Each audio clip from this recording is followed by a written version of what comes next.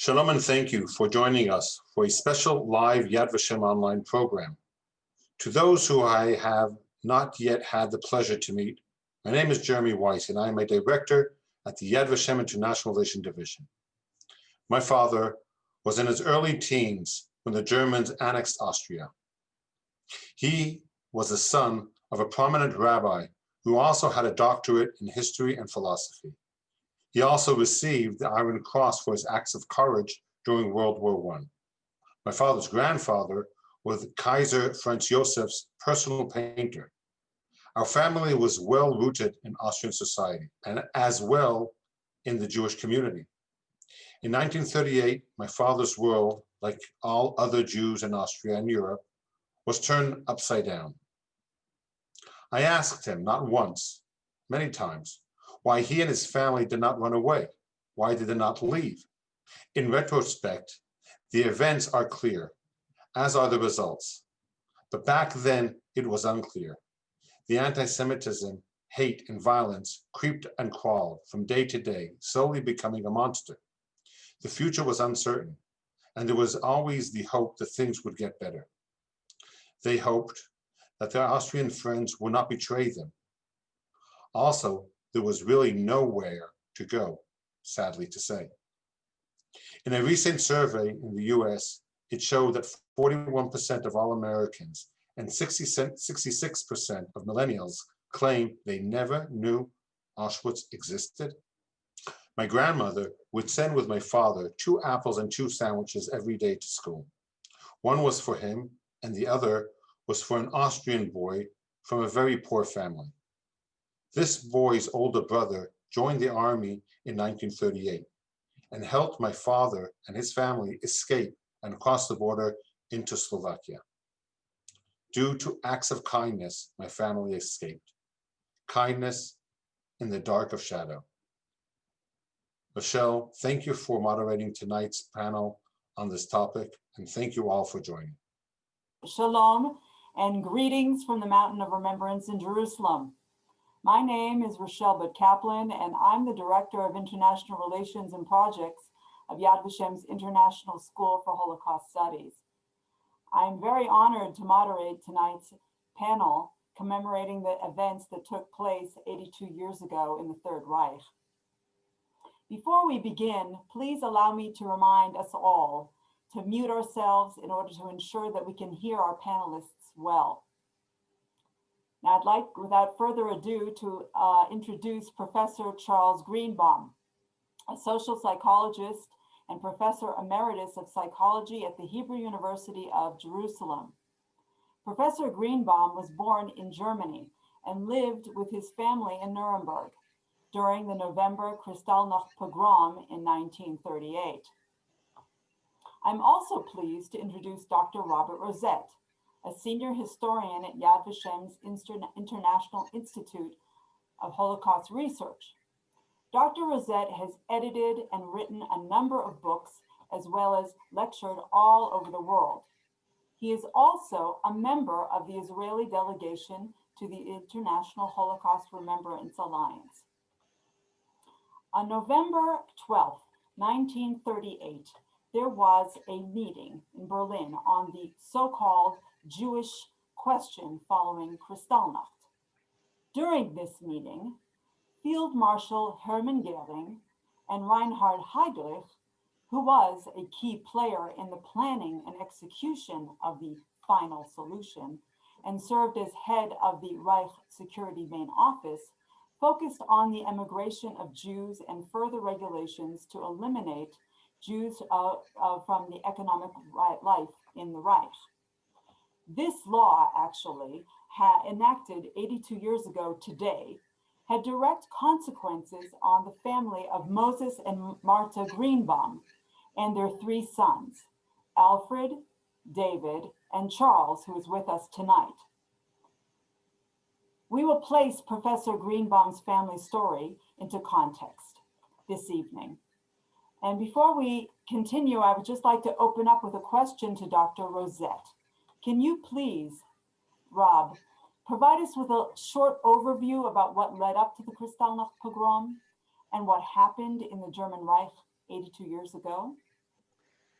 Yes, first of all, thank you, Rochelle, and thank you for the organizers of the event. And I'm very happy to see people from all over the world listening to us. Well, the Nazis, of course, came into power in 1933. And if I have to summarize what they were trying to do in their first years, they were really trying to isolate the Jews in the society, take them out of German national life, essentially with the idea that they wanted the Jews to get up and leave. So they passed laws and decrees that constricted the Jews in really every sphere.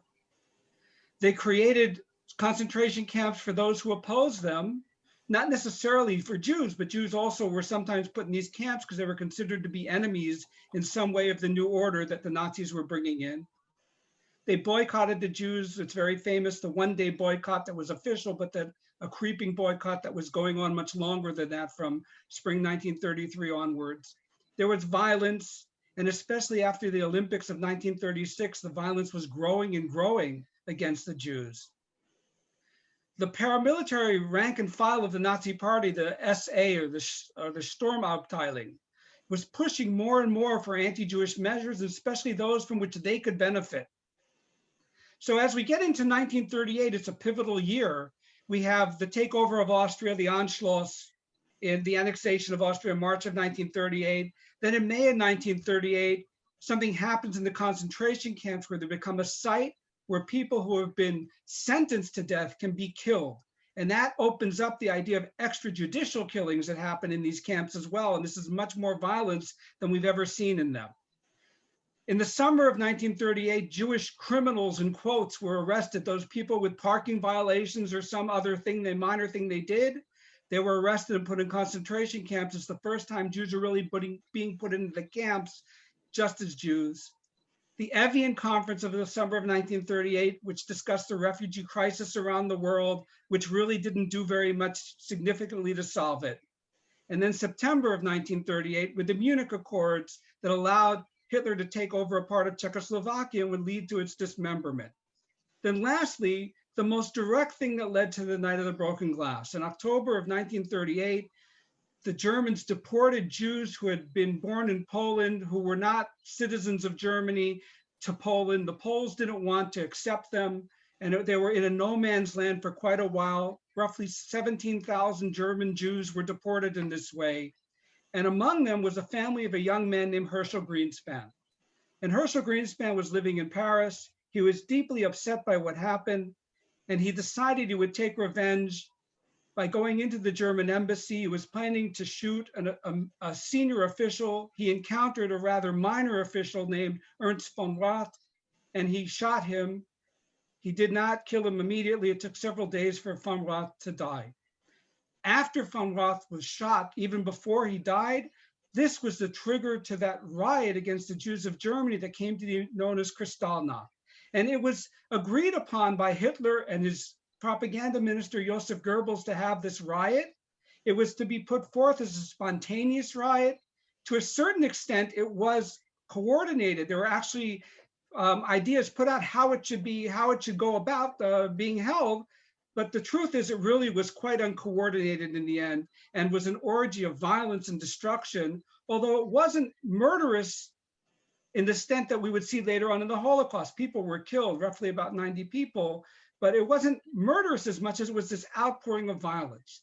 So on this night of November 9th, number 10th, the men of the SA usually went to a village or a town that wasn't theirs, so there wouldn't be too much personal interaction. And they came and they began destroying synagogues and ransacking synagogues, burning about 40% of them to the ground. The rest that were not burned to the ground was because they were adjacent to property owned by non-Jewish Germans, and so they didn't want that property destroyed. They poured into people's homes, and they took out the men most commonly. They ransacked the homes as well, sometimes just destroying things wantonly, sometimes taking things from them. As they entered the synagogues, we know they were taking out Torah scrolls. Why? They were putting them on the street, spreading them out and stamping on them and desecrating them. And that's a very important point, because the acts against the Jews were not just against the physical Jews, but in the Nazi mind about everything they considered Jewish, including the values represented in the Bible and in the Torah scrolls. So there was the violation of personal space by going into the homes, and we have many testimonies about this. One of the things that we have to say about it is that later, after the violence, we know that many Germans were quite upset with the random destruction of property and this outburst of violence. They were not against measures against Jews, but they didn't like this destruction of the decorum and also destroying useful property. And the SS and also the security division called the SD, also, they were not happy that property that was valuable had been destroyed. Of course, again, nobody was against the fact they were taking measures against Jews, but they didn't really like the style. So many people were involved.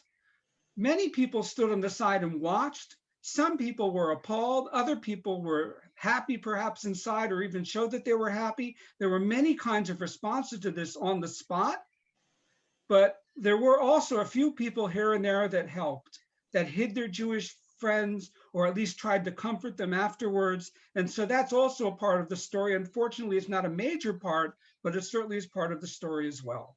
And maybe the last thing to mention is that one of the things that happened after this was it was in the news everywhere, all over the world. And the United States actually recalled its ambassador on the background of this orgy of violence.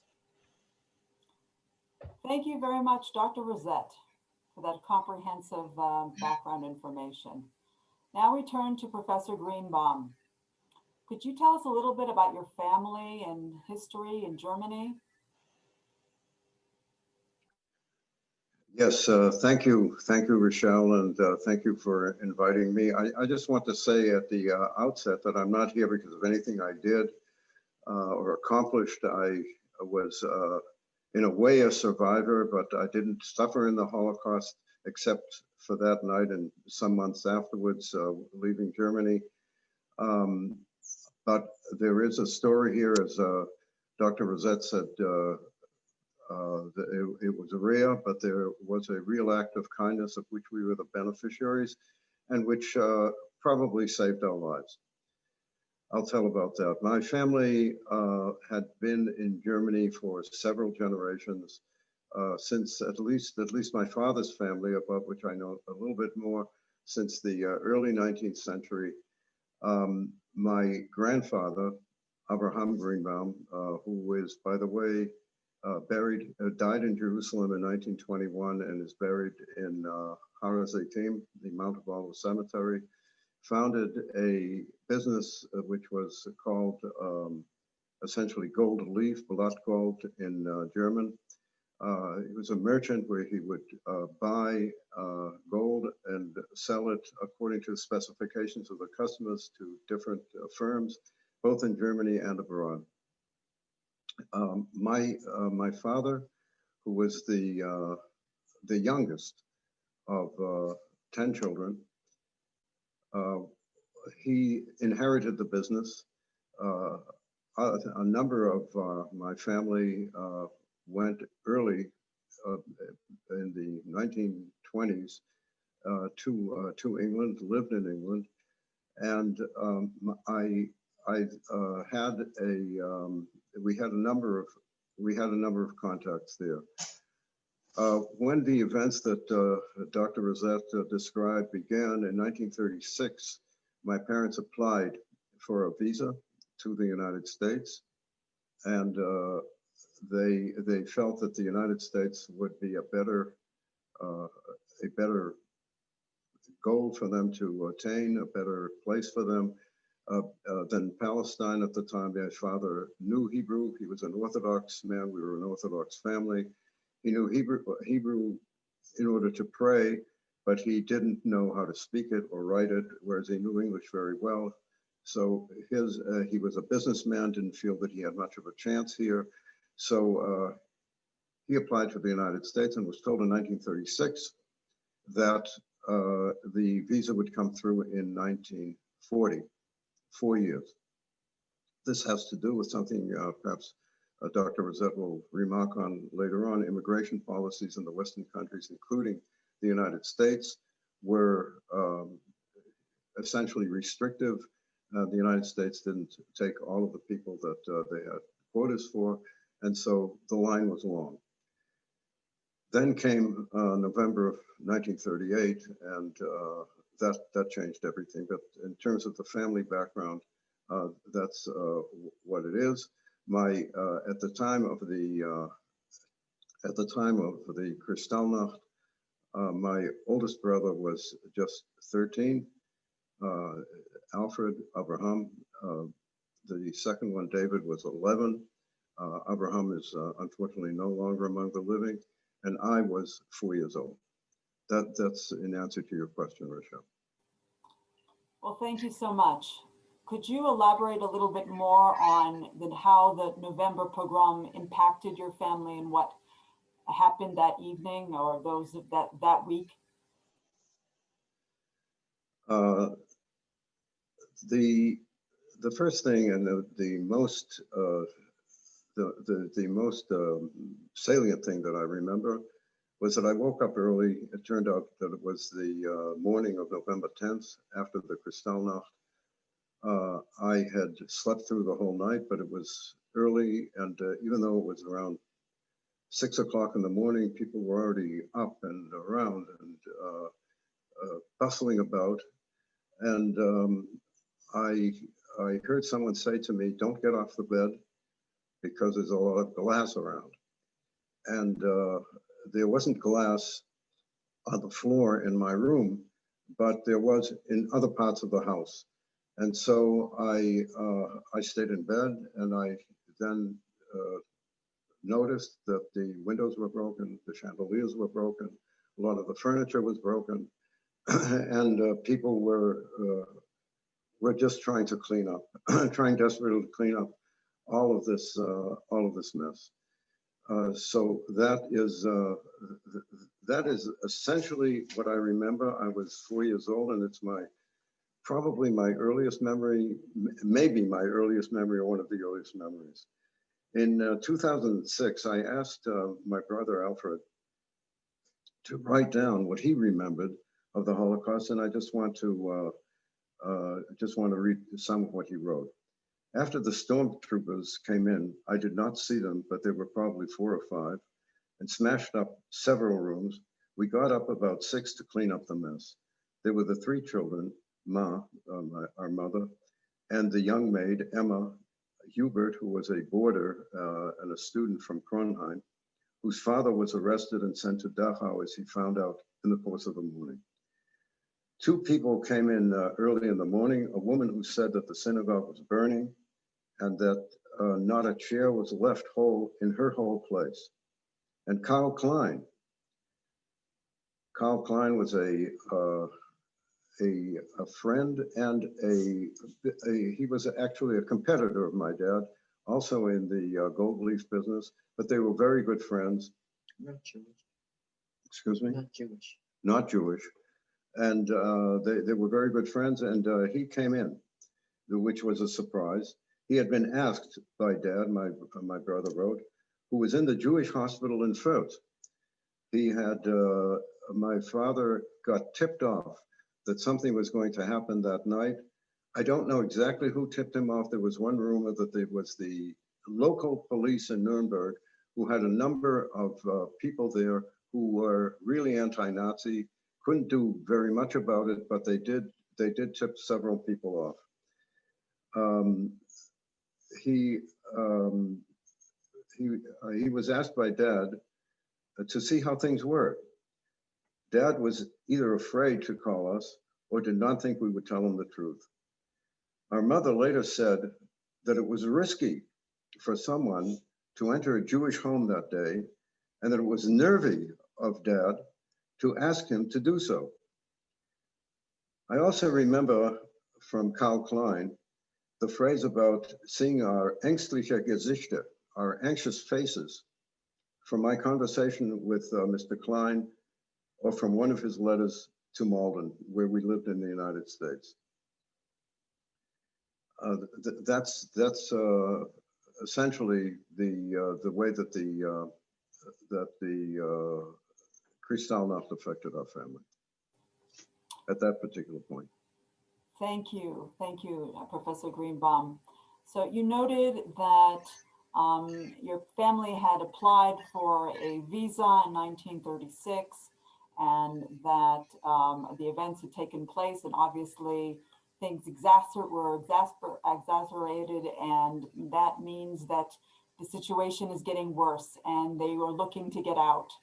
So Dr. Rosette, can you give us a short overview about the immigration policies during the 30s, especially regarding England and the United States, to give a context of the backdrop of what happens, because that sort of will make us understand better what the Greenbaums were facing in order to leave. Yes, of course, but I'd first like to just say something about what Professor Greenbaum said, that one of the reasons his father needed to be warned was because they were arresting Jewish men, and they sent about 30,000 of them to concentration camps. So that's very important to understand of that night. And the other thing that I didn't mention, of course, is why we call this Kristallnacht, and because of all the plate glass windows that were broken in stores and businesses owned by Jews across the whole German Reich. Immigration. Let's start with the United States. The United States had immigration policies that began to limit immigration from 1924. They were, after World War I, an isolationist, nativist, xenophobic tendency became very strong, and they passed laws that limited immigration according to where people had been born, where they came from. They gave quotas, with giving more quotas to Northern European people and less to people from Eastern Europe, Southern Europe, and from other areas. And this was in part a reaction to the fact of how many Jews had come into the United States from the 1880s into the end of World War I, as well as many other immigrants from those areas. They wanted immigrants that came from Northern Europe. That's what they felt was better for America at the time. So the quota for Germany that was set with the 1924 quotas was 25,957 people every year. And after Austria was taken over in March of 1938, they put that one together. And so for all of Austria and Germany together, it was 27,370 people a year. Now, that means that you could have had that number of immigrants every year coming in. It was a small number relative to who wanted to leave, but okay. But the truth is they didn't fill the quotas. And they didn't fill the quotas at all until after the Night of the Broken Glasses, when they finally filled the quota for a given year. The year before, they filled it by 70%, but in some years from 1933 up to 1938, it was as small as 7%. And why weren't they fulfilling the quotas? It has to go back all the way to 1932, before the Nazis came into power. President Herbert Hoover at the time, because of the Depression, felt that people coming into America would be stealing jobs. And that's what much of the public felt, although that's not really true. We know from studies that that wasn't really true, but that's what people believed. And so he asked the State Department, who is responsible for immigration, to limit immigration, and how could they do it? And there's a clause that says if somebody is likely to become a public charge, meaning that they can't support themselves, you can reject their immigration request. And so this was used in the strictest possible way by the officials from 1933 again until 1939, when they finally opened it up somewhat. And it wasn't just that you were likely. If they thought there was any reason you might become a burden on the public, they wouldn't let you in. And to come in, you had to get an affidavit from somebody in America who was usually a close relative that said that they would support you. And sometimes if it was a cousin or an uncle, they'd reject it because they say that's not a close enough relative. So the United States had very strict immigration policies. They only opened up really in 39 for the year. And then what happened in September is the war. And so once the war hits, they begin to close down again. So people can come and go, but it's very complicated. You need lots of bureaucratic things. And if I said as fast as I can what you need, 5 visa application policies, a birth certificate and 2 policies, a certificate of good conduct from the German police, a police dossier, a prison record, military record, other government records about you, affidavits of good conduct, proof of the applicant passed a physical exam in the US consulate, proof of permission to leave Germany, proof that prospective immigrant had booked passage to the West, and 2 sponsors. And then a certified copy of your most recent tax return, an affidavit from a bank, an affidavit from any other responsible person, an affidavit from the bank of the person sponsoring you, and an affidavit from other people that might be helping you economically. You had to get all those things. And by the time you started with the first and you got the last, maybe the visa you had expired. It was incredible. It was so hard to leave, but still people left and they tried very hard to leave. 75,000 Jews left Germany and Austria before the war, and that filled less than half the possible quota up to 1939. Okay, Great Britain. Great Britain also began to limit immigration after 1905, and that also has to do with the influx of Jews coming into Britain. Some of them didn't go to America. They ended up staying in Britain. And one of the responses to that in 1905 was restrictions about immigration too, something they called the Aliens Act. And during World War I, they restricted things even more because there was a fear of Germans in that period, and they ended up restricting even more. And how did they restrict you? It was about work. You, on the one hand, you needed to be able to support yourself. On the other hand, you needed all kinds of, you needed official okay from the Ministry of Labor to get work.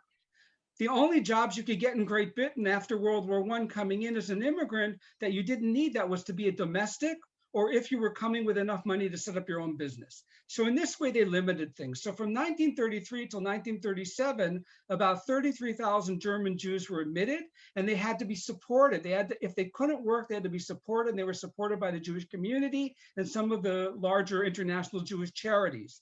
And then afterwards, from 38 to 41, after the Night of Broken Glass, more came in, about 124,000 all told managed to come in. But most of them didn't remain because the British didn't want them to remain. They wanted them to move on. And some of them ended up moving on to the United States and other places. And then once the war began, there was a great fear about these German Jews, thinking that there were some sort of a fifth column. And many of them were the men, the military age, were incarcerated in Britain. Some of them sent to Canada, some of them sent as far as Australia.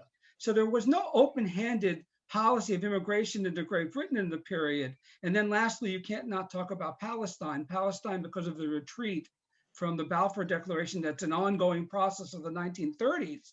By 1938 and 39, it's retreated very much, and it's very hard to get into Palestine as well. So the British policy of immigration is very strict. One thing was opened up after the Night of Broken Glass. 10,000 young children were allowed to come in. In the end, most of them were Jews, not all of them, that came in from the wider German area, which would be Germany, Austria, and then now part of what today is the Czech Republic. They were let in. And that was because the Jews living here in the land of Israel, the leadership had asked to let 10,000 children into mandatory Palestine, and that was refused. So instead, they said, no, you can come into Britain. And that's what they did. But again, without their parents. They had to come in on their own, and that's something we call the kinder transports, and it's a very well-known story. And that's also how the immigration worked in the period up until the beginning of the war. Thank you so much, Rob. This is really very, very important in order to understand what happens next to your family, Charles. How did you end up actually leaving Germany despite it all? Thank you, Rachel. The story is this, that after the Kristallnacht, my parents came to the conclusion that the visa to the United States wasn't going to come in time. They had submitted all the documents, but it wasn't coming through. Meanwhile, as Rob described, the situation in Germany was getting worse and worse. And they felt that they weren't going to make it, as many Jews did not. And they then wrote to my father's siblings in England and asked them to do something to help. And it turns out that they came through. And sent, we did get, and this is exactly the situation that Rob described, we got temporary visas to England for a year on condition that my parents do not work.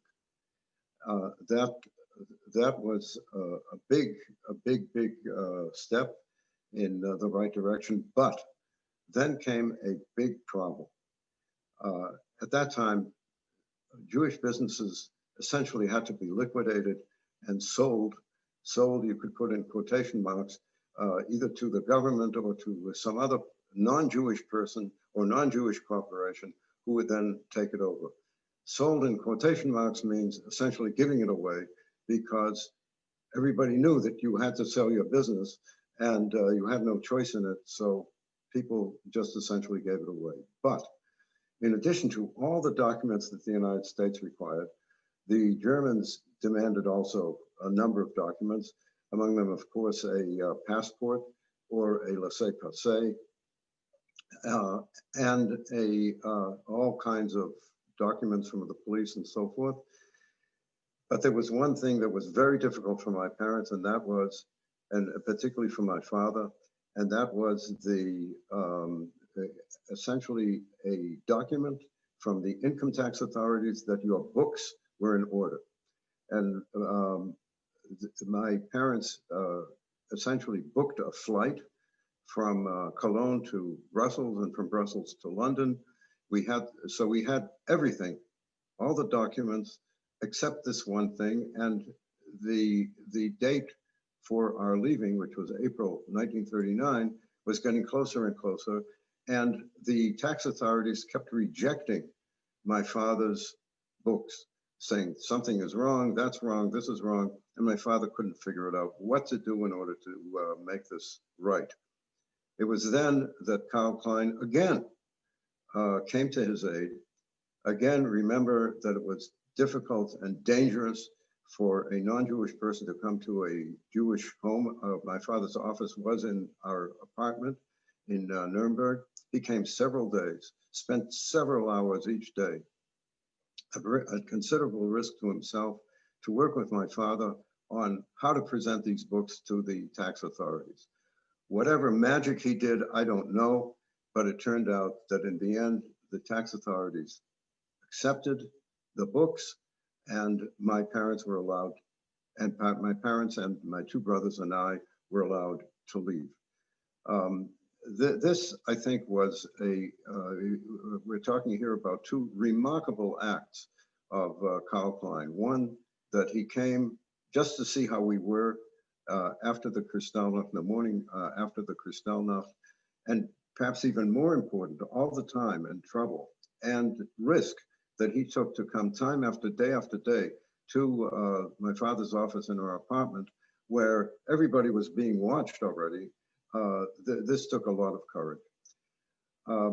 We then managed to, the story then very briefly is that we managed to stay in England for a year. I was one of those, my brothers and I were one of those, who were among those children, almost 1 million of them, who were evacuated from London and other big cities to the countryside because the German Blitz had not yet started, but the Royal Air Force was not yet prepared for them. They knew that there was going to be a lot of damage. And so Fosterford, this is extremely well organized. I must credit the English government. And this, by the way, was under the government of a person who's been much maligned, Neville Chamberlain, who was at that time the Prime Minister of England, of Great Britain. And he agreed to this plan, which was extremely well organized. We had foster families in the country. We were in a place called St. Ives in Cambridgeshire, not the one on the West Coast. And we were there for several months. This was actually a big, lucky break for our parents because they didn't have to support us. We were being supported by these foster parents going to schools in the countryside, safe as one could be. They stayed in London, and we were there until close to the time that we left England for the United States, for New York, Boston, a town called Malden, and then that's where essentially we got our schooling. Okay, so thanks, Professor Greenbaum. Before we go on to what happens in the United States, Dr. Rosette, could you give us some background about anti-Semitism in the 1930s, especially in the United States, so that we can better understand what's happening there? Yes, of course. I mean, you would never characterize the United States as a fundamentally anti-Semitic country, but there has always been anti-Semitism in the United States. And certainly there were some very prominent people who put forth some very deeply anti-Semitic ideas. One of the most infamous, of course, was Henry Ford, who published in his own newspaper the Protocols of the Elders of Zion as if it was fact. There was a radio personality by the name of Father Coughlin, who had a very popular show that reached about 30 million people in the 1930s. And he was an Irish Catholic social activist who actually kind of got disenchanted with Roosevelt, who in some ways wasn't good enough on the social issues. But he too was deeply anti-Semitic, and he spread ideas like the Protocols of the Elders of Zion. And Charles has told us they were in Malden, Massachusetts. We know that in Boston, that some of the large Irish Catholic community responded to things he said, and there were acts of violence, physical violence against Jews in Boston during the 1930s several times because of this kind of incitement that was going on. But most of the anti-Semitism that existed, of course, wasn't Nazi-like, it wasn't racial anti-Semitism, but it existed in many ways and in various spheres across the United States at the same time that during the 1930s, Jews for the first time were being brought into government by Roosevelt. The Minister of the Treasury is Henry Morgenthau Jr. Under Roosevelt, Felix Frankfurter becomes a Supreme Court justice, for example. But as that's happening, you still have restricted neighborhoods and restricted clubs and social interaction that's restricted, especially among some of the upper classes. Universities have quotas about Jews in this period, so much so that the private ones particularly, but a public college like City College in New York then became a great attraction for the Jews of New York. And it was the Harvard of New York City, you could say. It had such a high standard in terms of teaching. So again, there were glass ceilings in many professions. Some of them began to be broken in the 1930s. And again, after World War II, they would be broken much more. During the war itself, once it began, Jews were often accused of things like profiteering. And one of the surveys that was carried out early in the war, still 24% of the people in the United States, according to the survey, considered the Jews a menace. So there is anti-Semitism, right? But it's not all pervasive everywhere, but it's certainly there. In the UK, there's also anti-Semitism in this period. In World War I, it had grown to a certain extent, then it kind of got smaller in the 20s, but with the coming of the Depression, it grew once again in Great Britain as well. And Professor Tony Kushner has a very good statement about this. He says the following: a form of anti-Semitism lies at the heart of Britain's liberality, in that there is a desire in British society for the Jews to assimilate, and when they choose not to, they are viewed as problematic. So it's not that there's a total anti-Semitism, but be like us. So when German Jews come to Britain in this period, they're told, don't speak German on the streets. It's not a good thing to do. And certainly once the war starts, even more so. So there is anti-Semitism there too. There's a Hitler-type variety through the British Union of Fascists, which is a marginal group, but they have a loud voice. And again, many people have attitudes that are about Jews in a negative way, that they're agents of modernism they don't like, they're too active in the communication industry, they're associated with the socialists, they're too influential in finance. And again, after 1939, there's a fear that they're a fifth column, the Jewish refugees that have come in. So all of this is there. And just to step one step beyond it, once the war is being fought, British politicians are very sensitive, as are American politicians, that the war should not be seen as a war that's being fought on behalf of the Jews as news begins coming out about the treatment of the Jews. They're very afraid that if the public sees it that way, they might turn against support of the war. And as late as 1944, just to say the last thing, there's a very famous line that was written by a man named Armand Due of the Foreign Office in 1944. Right? When much news has come out about the murder, he says, in my opinion, a disproportionate amount of time of the office is wasted on these wailing Jews. So that's an attitude that many people have, especially against some of the senior civil servants in Britain in the time. Lastly, you have to say there were some people like Eleanor Rathbone and Lord Wedgwood in the Parliament who fought very hard to help Jews as much as they could. The writer George Orwell and a number of the church leaders as well were very active in trying to bring in refugees and then later on to do what could be done to help Jews in Europe. So it's not a black and white picture in any way. Thank you, Dr. Rosette.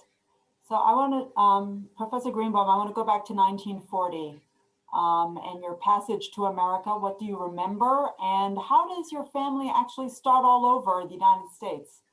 You enter the United States, you're immigrants. What happens to your family? It was difficult, Rochelle. We came there without anything. There was, by the way, we did manage from England to send some things in a large suitcase. My mother, going back to the Kristallnacht, was proud of the fact that we had a serving dish, a porcelain serving dish, which she managed to reach into the pile of broken glass after the Kristallnacht and just pull out the serving dish, which was whole. And she kept it for as long as I can remember. I'm sorry we don't have it now. Essentially, my father had to start all over again.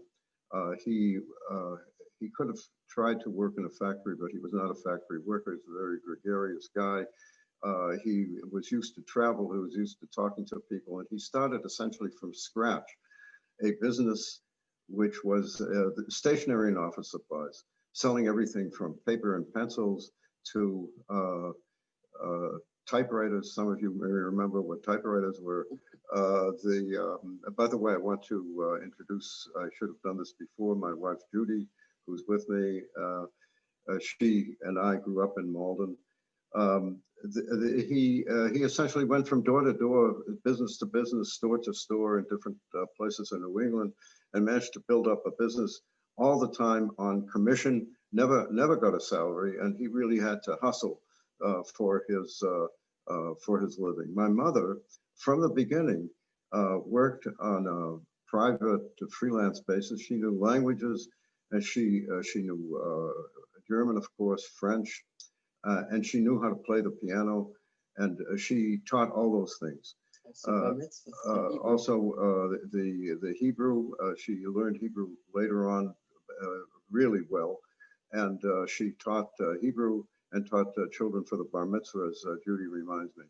So, but we never really got rich in the United States by any means. We always had a boarder living with us. This boarder was also about the same age as my dad, divorced, wanted just a room somewhere, and one of our bedrooms was his. He became part of the family. So from all of this together, my mother's work, my father's work, the boarder, we managed. It was not easy financially, but we managed to get to a point where we could get along. So thank you for relating what happens in the 40s and later in the 50s. You come to Israel in 1963. Yes. Can you tell us a little bit about life back then before we talk a little bit about your personal message for future generations? Yes, but I would like, Rochelle, with your permission, to mention something that I don't know where it comes up in our conversation. Two things, actually. One, I would just like to show the people that are present today and were kind enough to come some documents. If I can show just to show my mother's laissez-passer. This was a document that was issued by the German government in 1939. You can see a number of noteworthy things here. First of all, the swastika at the top, and to the left of it, the letter J, which meant essentially Jude. Any Jew had to have that on his passport or any official document. My mother, whose name was Martha, she essentially every Jew had to have a Jewish middle name. And for women, it was Sarah. So her name became Martha Sarah Grunbaum. And this document is for her and one child. That child was me. The other children were older and my father, and so they had their own documents. But this is something that's noteworthy. Second thing I want to show is the fact that I can prove now that I entered the United States legally. This is me at the age of 5.5, and this is the immigration card that every immigrant received. The name of the ship that we were on was the Scythia. By the way, this was also a dangerous journey because by then, it's 1940, the U-boats were active, and we had several drills on board the ship during the journey, which took around 10 days to get to New York. And the drills were how to get from the ship into the lifeboats. And everybody had to participate in these drills. And I could see that, you know, from my parents, this was also a scary journey. And then I also want to go back to Karl Klein and pictures of Karl Klein, my father's friend. On the left is a kind of portrait picture. And on the right is a picture of him, his son on the left, and a family friend of ours whose husband was a soldier, an American soldier in the occupation army in Germany. And he made contact with Karl Klein. And so we have these pictures. Ronnie Klein sent us this portrait on the left. I want to mention that after we came to Israel in 1963, and even before that, my parents kept up a correspondence with the Kleins for decades. After the war, once it was possible, my parents sent them food packages because in Germany at that time, the situation was very dire with regard to food. And the Kleins sent us special cookies called Nürnberger Lebkuchen, which were a large cookie, comes in a special tin with sugar on top. Very, very delicious. Even Orthodox Jews loved them so much, even though they didn't have a certificate of kashrut, it was considered kosher. So we were always glad to get them. Every Christmas, he would send a tin, and so this correspondence kept going back and forth. The presents going back and forth. And in 1983, for the first time, I met Karl Klein's granddaughter, Roni, whom I mentioned, on a trip where I went to Germany on an academic conference in Hamburg. Went to Nuremberg and Fürth, where Mr. Klein's business was, and the son Heinz on the left carried on the business, and then his daughter for a few years, and then his daughter for many more years, kept the business up, developed it into various different lines, not only the gold, but various different types of enterprises. We are in great friends, Ronnie, Judy, and me, and we have essentially been corresponding and talking on the phone. We've visited Germany 2 or 3 times. Ronnie came to a conference that we were at in Salzburg in Austria, drove specially, and we have kept up this relationship. It's now the 3rd generation of the Klein family, and maybe the 4th or 5th generation. Rochelle, your daughters, met Ronnie and several other family members. She's always willing to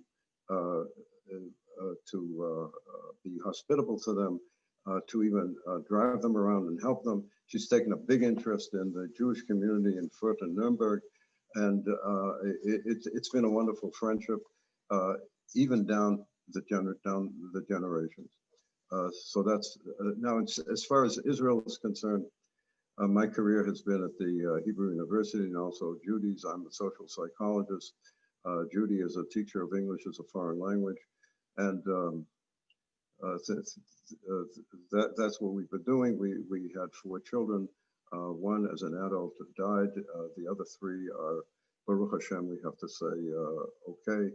I have 10 grandchildren, and we're very lucky, again, due to good people, our relatives in England and Karl Klein. Thank you. We have some questions from our audience that have been posted in the chat. We'd like to have them moderated and posed to you. So, Jeremy? Oh, the voice and the microphone is working better. I will try to relay some of the questions. I've put together some questions and added my own question, and this is related to the silent majority. And I'd like to give it a personal touch. My father, who was from Wiener Neustadt and then moved to Vienna and then finally escaped at the end of 1939, as I mentioned earlier, to Czechoslovakia, mentioned time after time that he felt that the majority of Austrians were supporting the Nazis. Is this, Dr. Rob Rosette and the panel, is this your feeling? Was there a silent majority? Was a silent majority supporting what was going on? Was there a great voice against what was going on? What was their reactions? Would you like me to come in? Okay. Please, Rob. I think that we have a problem sometimes in the sense that we would like to make a dichotomy between the perpetrators, the bystanders, and the victims. And when we talk about the perpetrators, that's easy for us to understand because they're the ones that we actually see doing things and we have an easy time tagging them, and certainly the victims also. But what about the bystanders? Are the bystanders just standing by? Are they just quiet, silent majority? And then who are they? And I think that it's a much more complex answer than just seeing them as some sort of group that's homogeneous. There's a lot of people out there. Everybody's thinking and watching and observing. Some of them have different attitudes, and it also might depend where you're from, what kind of attitude you have, what's going on in your own community, in your own background. But nobody's just passive about it. But there are people, again, that are silent. They're not saying anything. They're not doing anything so much. Maybe in their hearts, they're happy. Maybe they're smiling as they watch this. Maybe they're stone-faced and very upset at what they're seeing. What we don't see enough of are the people like the Kleins who are extending help. That does happen. It's not that it doesn't happen, but obviously it's not the majority of what's going on in Kristallnacht or any other thing that's happening in the Holocaust period. There are a very small group of people that actually extend help to Jews who are in trouble in one way or another. So again, it's not so easy to talk so generally about it because there's just so many different people and things happening that are going on, and we aren't inside of the people's heads. And we only know about it if they wrote a diary or a letter and somehow expressed at the time what they were really thinking at the time. So it's very hard. The thing I should say again, after the Night of the Broken Glass, the SD, the security agency, filed reports about attitudes. And again, the major thing that came out of it was that people were not necessarily against persecution, but they really, again, didn't like the disruption. They didn't like the destruction of property. They didn't like this overt violence going on around them, but they were not against persecuting the Jews. That's the main thrust of those SD reports. Okay, so I don't know if I answered you well enough or not, Jeremy, but that was a stab at it. The question was from the audience. I just added it on a personal note. Yeah, okay. Jeremy, we have another question before we start to close. There was another several questions which regarding to the Kristallnacht as a point of no return, not looking at it from today but back then. Were the Jews back then, did they understand or did they view what happened that night as a turning point, or was this just another crawling event in a declining anti-Semitism, but not a turning point? Rob, you want to shed some light on that? There's no question that Kristallnacht was something different. The tremendous force of it was so different. The violence of it was so different. And we understand this in how many more people, Jews, were trying to leave Germany afterwards, because there were people leaving all the time, but there's even much bigger thrust after the Night of the Broken Glass. The problem will be the window will be very small until World War II breaks out, and you can still leave, but it's harder. Then the door will close in October of 1941. but definitely it's seen as something new, different, a whole different status and stature of violence against the Jews. And many people have said, had the Holocaust not happened afterwards, and we were left only with Kristallnacht, that would have remained in our memory as such a cataclysmic day and a half or whatever it was. May I say something on that, Rochelle? Please. I can say that for my parents, and I'm sure not for only for them, it was a turning point. This was something that was of a completely different order, a completely new level of violence, orchestrated by the government, but it wasn't always obvious. As Rob said, they try to make it seem as if this is spontaneous, and Jews came to the conclusion, including my parents, that they didn't have a chance, that it was only that the things were only going to get worse. It was, and there's evidence of this in the Yad Vashem archives, that people suddenly understood, perhaps not suddenly, that the whole ethos of Germany was changing as a result of the government's policies, and that Jews at this point, who had many of whom had already emigrated, they then tried very, very hard to find a way out. I want to mention that I had a cousin, almost exactly my age, lived in Kassel in northwestern Germany. Her father managed to get out the organization, the underground, in 1940. They couldn't get his daughter, my cousin, and his wife out, and they were murdered at Sobibor. And I've always thought about here, look at this.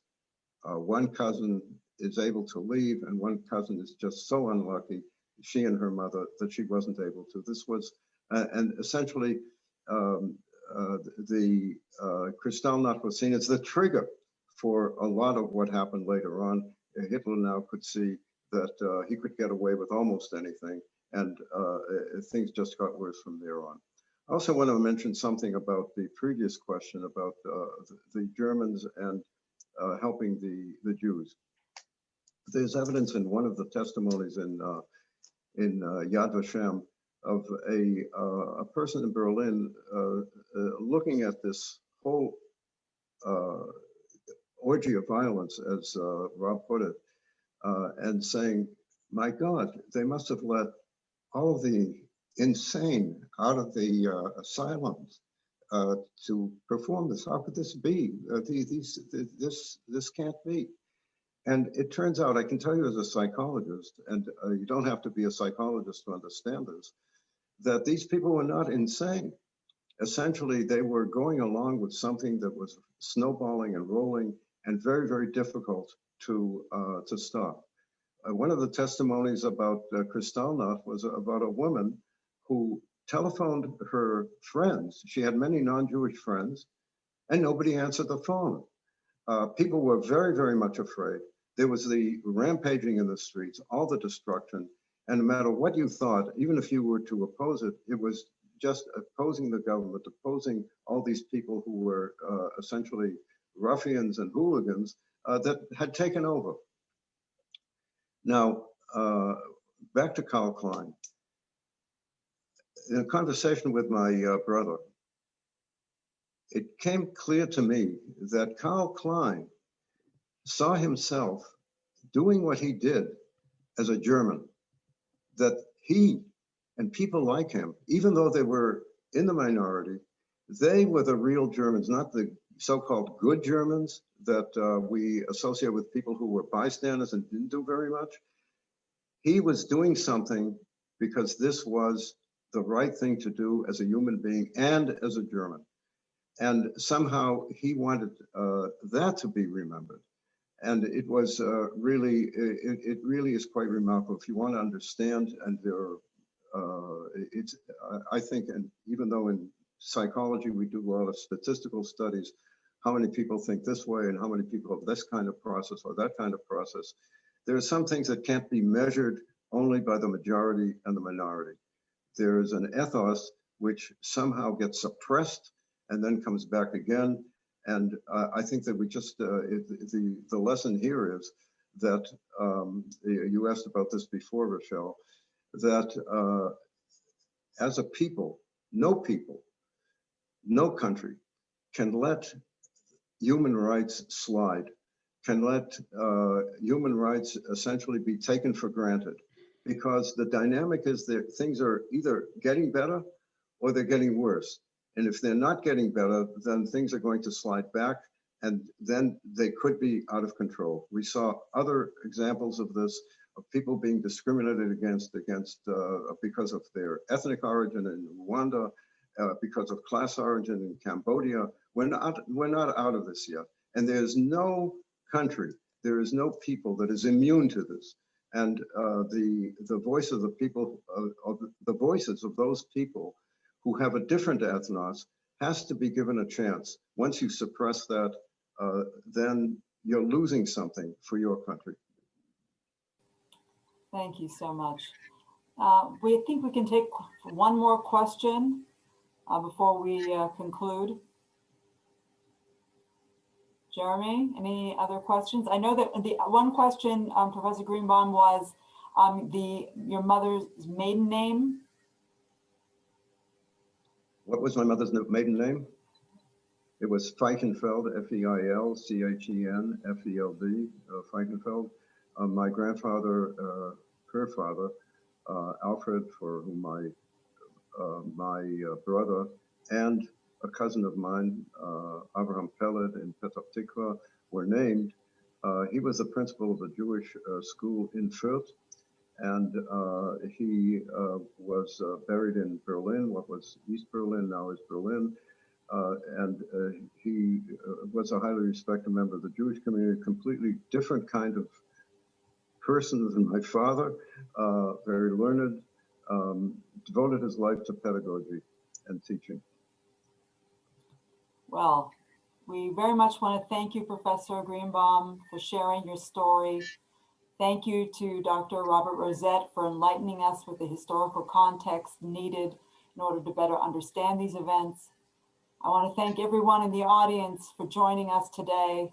And again, if you have other questions that we couldn't get to this evening, please, we have a screen on that will be able to direct those questions via email, which is going to be soon on the screen.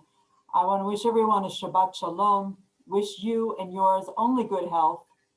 And as they say in Yiddish, Soll sein ein Mensch, may we only be a mensch. I think that that's really where one of the major messages that you were referring to, Charlie, comes through tonight. Be well, everyone, and farewell. Thank you. Thank you, Rochelle.